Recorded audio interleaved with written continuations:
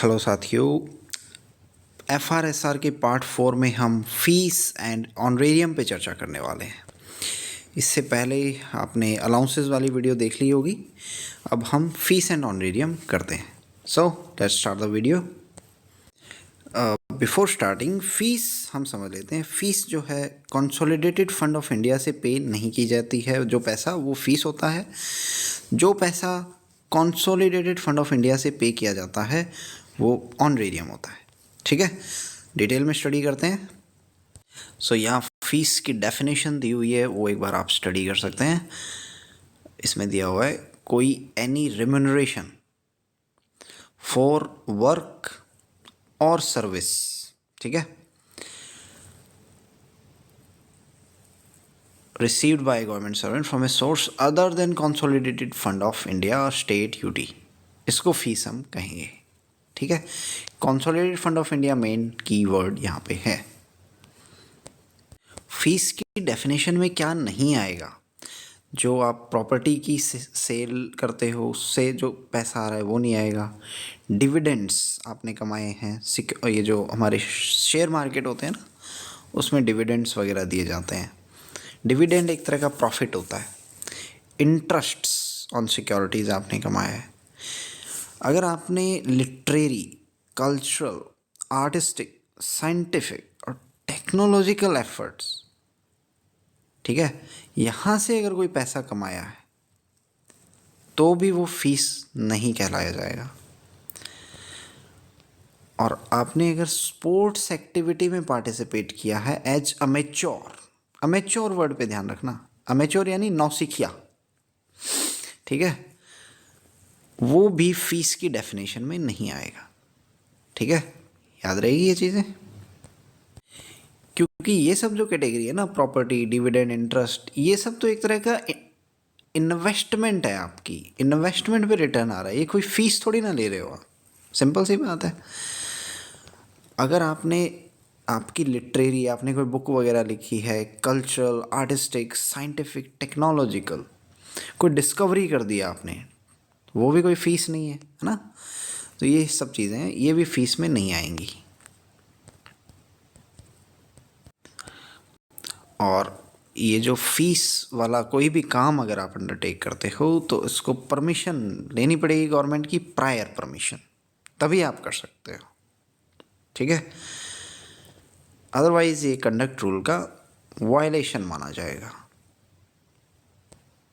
अच्छा देखो, फीस जो होती है ना उसका एक हिस्सा गवर्नमेंट को देना पड़ता है।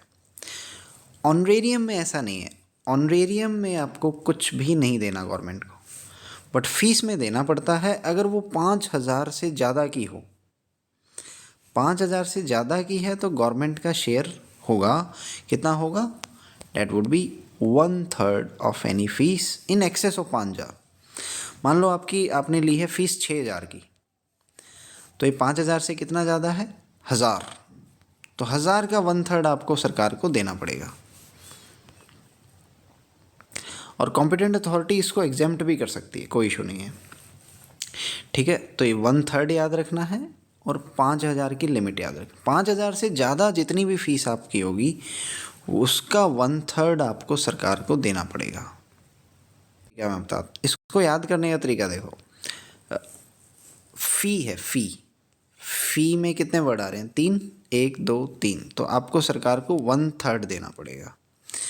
फ़ी साउंड्स लाइक 5, सो 5,000 से ज़्यादा का अगर पैसा है ना, जितना ज़्यादा है उसका 1/3 देना है। ठीक है, याद हो गया? Let's move. ओके, अब देखते हैं किन किन आइटम्स, किन किन केसेस में फ़ीस जो है उसका शेयर गवर्नमेंट को देना पड़ेगा। पहला केस तो ये है कि मान लो गवर्नमेंट के जो रूल्स रेगुलेशंस हैं आपने उनको कंपाइल किया है, बस आपने कोई दिमाग नहीं लगाया, आपने जस्ट जितने भी डीओपीटी के रूल्स हैं उनको कंपाइल कर दिया और एक बुक बना दी। उस बुक की सेल से जो रॉयल्टी आ रही है, जो भी पैसा आ रहा है, उसका 1/3 आपको देना पड़ेगा सरकार को। ठीक है, याद रहेगा ये चीज़, 1/3 तो हमें पता ही है। आपने बुक जो कि सिर्फ कंपाइलेशन है, अगर आपने अपना दिमाग लगाया ना फिर रिलैक्स किया जा सकता है।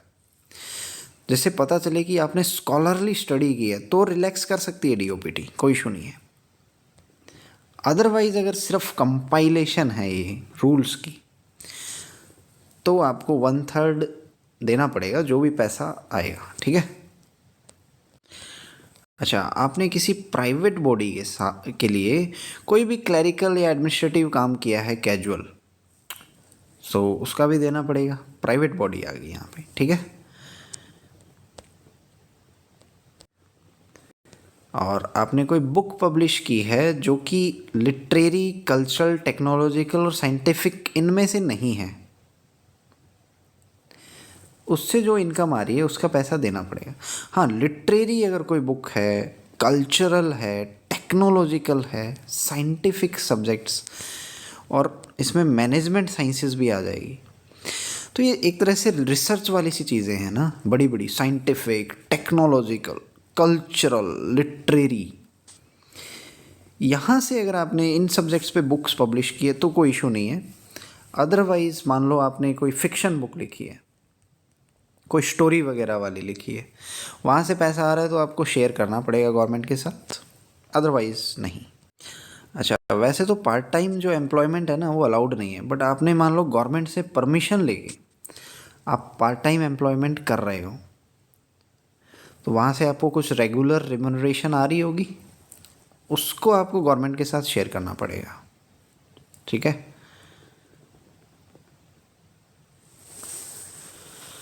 और फिर है, आपने पेटेंट लिया हुआ है, आपने कोई डिस्कवरी कर ली, उसका आपने पेटेंट ले लिया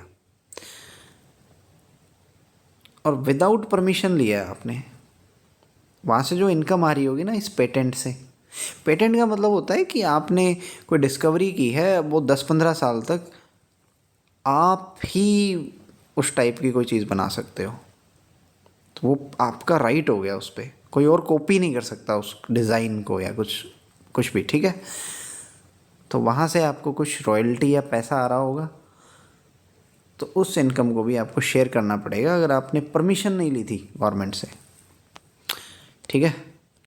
इसका आप एक स्क्रीनशॉट लेके रखो कि कौन कौन से आइटम्स आपको शेयर करने पड़ेंगे गवर्नमेंट के साथ।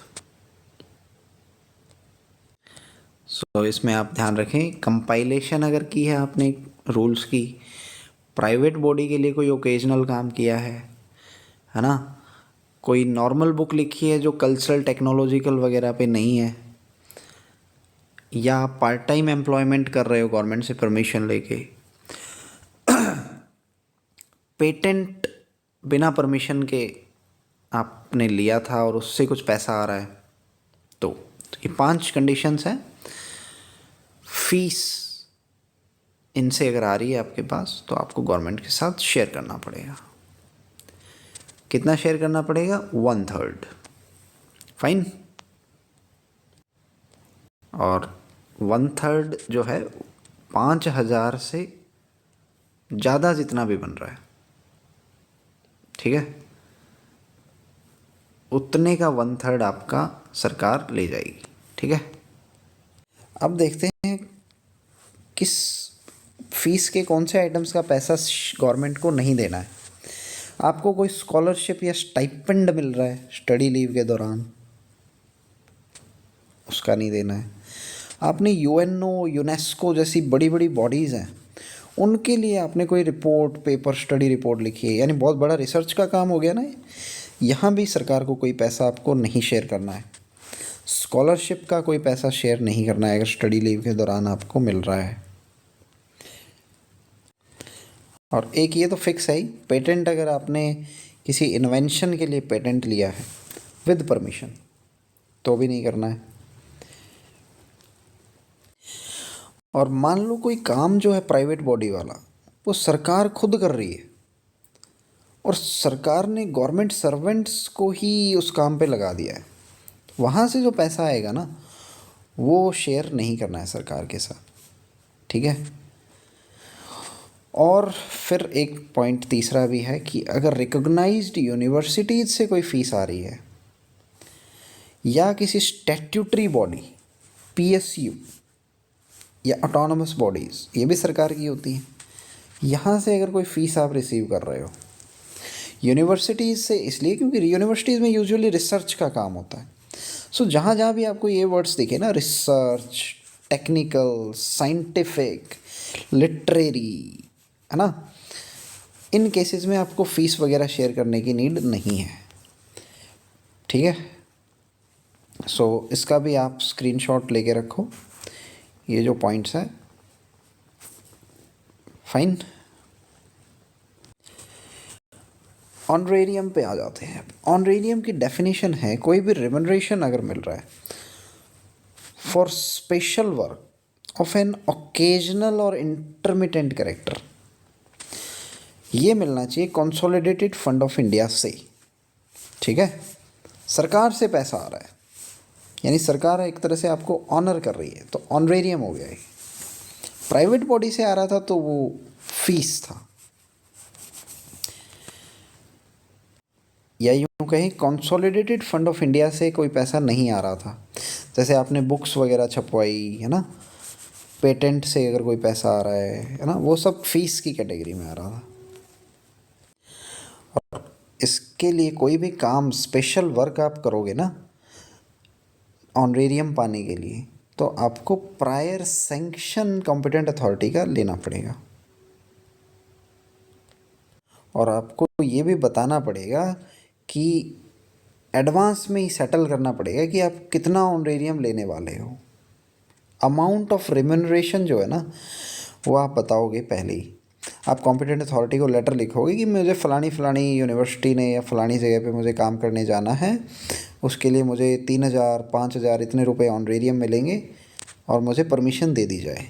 ठीक है, प्रायर सैंक्शन लेके आप जाओ, बढ़िया ऑनरेरियम कमाओ, कोई इशू नहीं है। और ये तो हमें पता ही है, सरकार को कोई शेयर नहीं जाएगा इसका। फीस के केस में अगर फीस 5,000 से ऊपर की है, तो जितना भी ऊपर का पैसा है 5,000 से, उसका शेयर आपको गवर्नमेंट को 1/3 देना पड़ रहा था। ऑनरेरियम में ऐसा कुछ भी शेयर नहीं देना है। ऑनरेरियम आपको कब नहीं मिलेगा, मान लो टेम्परेरी इंक्रीज़ हो गया काम में, कोई मीटिंग वगैरह ऑर्गेनाइज करनी है, कॉन्फ्रेंस है, आप उस समय ये नहीं कह सकते कि मुझे ऑनरेरियम दो। आपको जहाँ ओवर टाइम अलाउंस दे दिया गया है किसी पर्टिकुलर काम का, वहाँ भी आप ऑनरेरियम नहीं मांग सकते। टेम्परेरी इंक्रीज़ हो गया है, वहाँ भी नहीं मांग सकते काम। ठीक है, मान लो काम में टेम्परेरी इंक्रीज़ हो गया, वहाँ भी आप ऑनरेरियम नहीं मांग सकते।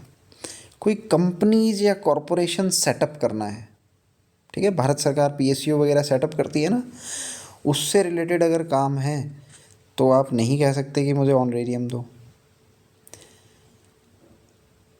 अगर आपकी नॉर्मल ड्यूटी में ही आपको कोई ब्रॉडकास्ट वगैरह करना है ना, आर्टिकल वगैरह लिखने हैं, है ना, ये ऑल इंडिया रेडियो वगैरह में होता है ना, तो वहाँ पे अगर आपको कंट्रीब्यूट करना पड़ रहा है, नॉर्मल ड्यूटीज़ का ही पार्ट है आपके, वो नॉर्मल ड्यूटीज़ कीवर्ड है यहाँ पे, तो भी आपको कोई ऑनरेरियम नहीं मिलेगा।